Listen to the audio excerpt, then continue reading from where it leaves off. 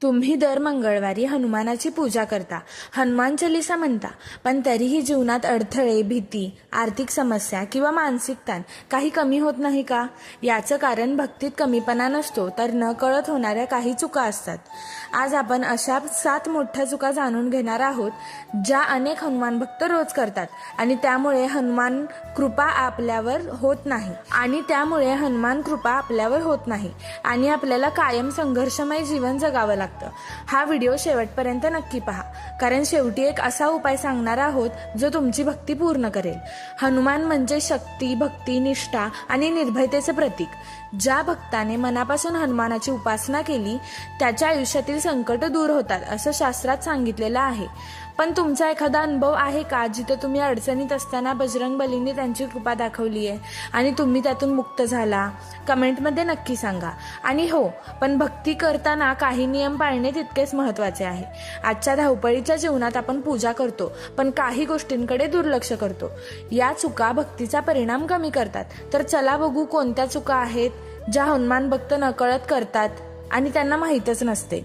Video पुढे बघण्यापहिले चॅनलवर नवीन असाल तर आपल्या डायनॅमिक मराठी या यूट्यूब चॅनलला सबस्क्राईब करा. जर तुम्ही हनुमान भक्त असाल तर व्हिडिओला लाईक करा. चूक क्रमांक 1, मन एकाग्र नसणे. हनुमान भक्तीची सर्वात मोठी अट म्हणजे मनाची शुद्धता. अनेक वेळा आपण पूजा करताना मोबाईल, विचार, काम किंवा चिंता यामध्ये गुंतलेले असतो. पूजा म्हणजे फक्त दिवा लावणे नाही, तर मनाने देवाशी जोडले जाणे आहे. हनुमानाची भक्ती करताना मन शांत ठेवणे आवश्यक आहे. ह्यासाठी उपाय काय? तर पूजा सुरू होण्यापूर्वी 2 मिनिटे शांत बसा, खोल श्वास घ्या आणि मन स्थिर करा. मगच मंत्र किंवा चालीसा सुरू करा. चूक क्रमांक 2, राग आणि अहंकार ठेवणे. हनुमानजींना नम्रता आणि सेवा प्रिय आहे, पण काही भक्त पूजा करूनही मनात राग, द्वेष किंवा अहंकार ठेवतात. शास्त्रानुसार रागीट मनात देवत्व टिकत नाही. हनुमान हे श्रीरामाचे सेवक होते आणि त्यांनी कधीही अहंकार दाखवला नाही. त्यासाठी पूजा करण्यापूर्वी कोणावर राग असेल तर मनात माफी द्या. नम्रतेने जय श्रीराम म्हणत पूजा सुरू करा. चूक क्रमांक 3, चुकीच्या वेळेला किंवा घाईत पूजा करणे. अनेक जण वेळ नसल्यामुळे घाईत पूजा करतात. दिवा लावला, फूल ठेवलं आणि पूजा संपली. भक्ती घाईत केल्यास त्याचा आध्यात्मिक परिणाम कमी होतो. त्यासाठी योग्य वेळ सूर्योदयानंतर किंवा संध्याकाळी सूर्यास्तानंतर. मंगळवार आणि शनिवार विशेष फलदायी मानले जातात. चूक क्रमांक 4, स्वच्छतेकडे दुर्लक्ष. हनुमान भक्तीमध्ये शारीरिक आणि मानसिक स्वच्छता अत्यंत महत्त्वाची आहे. अस्वच्छ जागेत पूजा करणे किंवा स्नान न करता पूजा करणे टाळावे.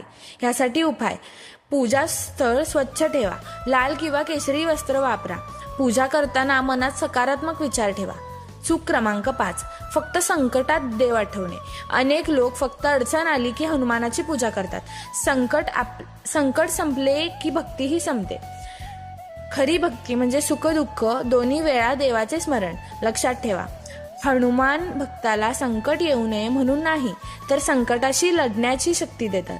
चूक क्रमांक 6, चुकीच्या इच्छा मागणे. काही भक्त दुसऱ्याचे वाईट व्हावे, सूड मिळावा अशी इच्छा करतात. हनुमान भक्ती कधीही नकारात्मक हेतूसाठी नसते. योग्य प्रार्थना अशी करावी: धैर्य द्या, बुद्धी द्या, संकटातून मार्ग दाखवा. चूक क्रमांक 7, नियमितता नसणे. भक्तीमध्ये सातत्य खूप महत्त्वाचे आहे. एक दिवस पूजा आणि मग अनेक दिवस विसरणे, यामुळे मनाची ऊर्जा तुटते. उपाय: रोज फक्त 5 मिनिटे हनुमान चालीसा म्हणा. मंगळवारी विशेष पूजा करा. हनुमान भक्तांसाठी विशेष नियम: मंगळवारी शक्य असल्यास उपवास करा. गरजू लोकांना अन्नदान करा. वडीलधाऱ्यांचा आदर करा. खोटं बोलणं आणि वाईट सवयी टाळा. जय श्रीराम नामस्मरण करा.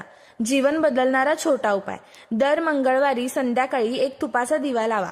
हनुमान चालीसा एकदा म्हणा आणि शेवटी मनापासून सांगा, हे हनुमंत, मला योग्य मार्ग दाखवा.